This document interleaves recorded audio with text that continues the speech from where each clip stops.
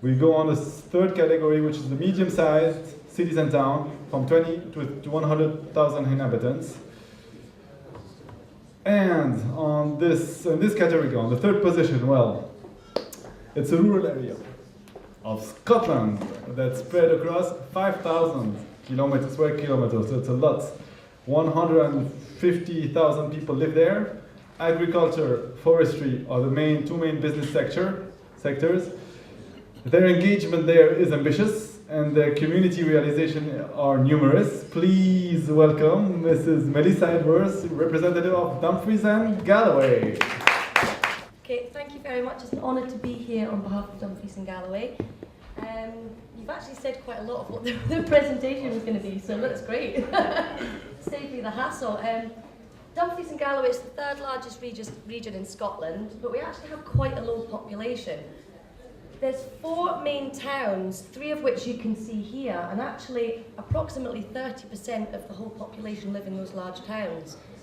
The rest live in communities of less than 4,500, and in fact 1/3 of the overall population are in communities of less than 500. The circles that you can see here actually show 2 of the main towns that have high incidence of income deprivation as well. So really just settled that. We've got 67,000 households, and the population density is 60 people per square mile compared to the average of 168. And because of this rural nature of our region, we actually have quite a high incidence of fuel poverty. We only have 1 main gas pipe, so a lot of our communities rely on solid fuel, and they rely on their own transport to get around the area. Business and industry, we have agriculture. Agricultural land makes up about 70% of Dumfries and Galloway as a whole. Forestry make up the other 30%, so there's great potential there for biomass, which is an increasing renewable technology in our area. It also actually produces 3,000 jobs. Tourism is really a significant part of our economy as well. We live in a beautiful area, so we have a lot of people coming in from all over the world, really. So renewable energy has been going on in Dumfries and Galloway for 250 years, anything from the old windmills to hydro schemes, and now the main one that we have is the wind turbines. Local energy use here. As you can see, as a local authority, we actually have one of the highest emissions per capita, and that's mainly to do with the rural nature of our region, people relying on solid fuel. And as you can see, as a region, we've got 5,271, and it's split into industrial, domestic, and transport. Part of the council for which I work for, we've developed a carbon management plan which not only identifies our own carbon emissions, but it also identifies strategies for future projects within the community. The next step, which we've been heavily involved in, is developing a sustainability strategy for the region, but we've also been working with 100% RAS communities to develop their own sustainable energy action plans. And here's our progress to date. We do have a good buy-in from senior management, which is great. We have a lot of support there. We've got good progress on our transport emissions as well. And we've got good uptake rates from the Universal Insulation Scheme. So we have a lot of properties that are actually being insulated to help them save energy. So 100% RAS communities. This is basically it. We are actually twinned with South Transdanube in Hungary. We work together. We've had a couple of visits where we've exchanged knowledge of our renewable technologies.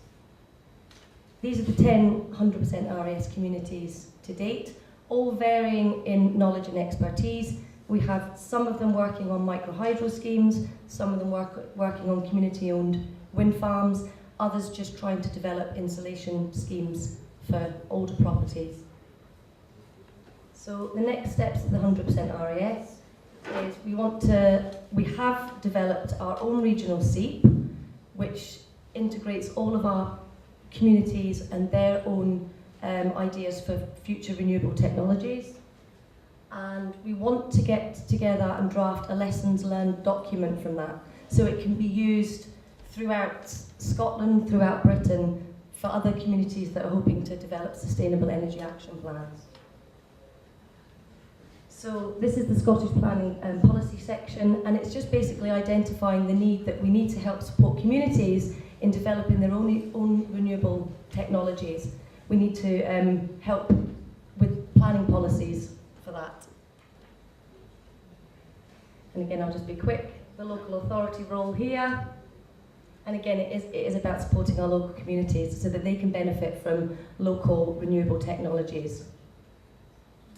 Just generally, as a region, this is what we are producing mega kilowatts per hour at the moment.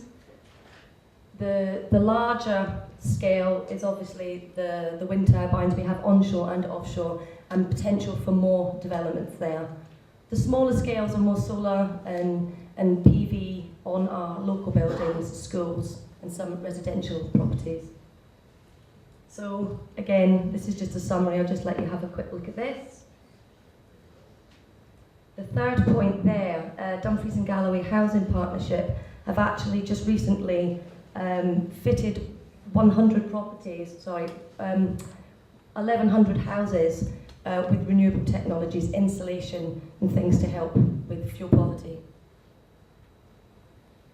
Future potential technologies, hydrogen electrolysis is quite the in thing at the moment that people are discussing. We did have discussions about the Solway Barrage, but because of ecology reasons and other things and the cost of such a thing, it may not go ahead.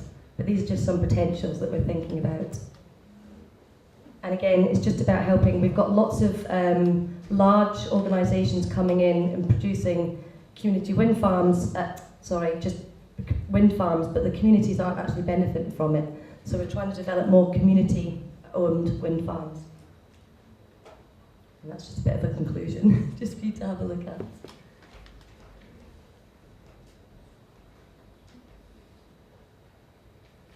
Thank you.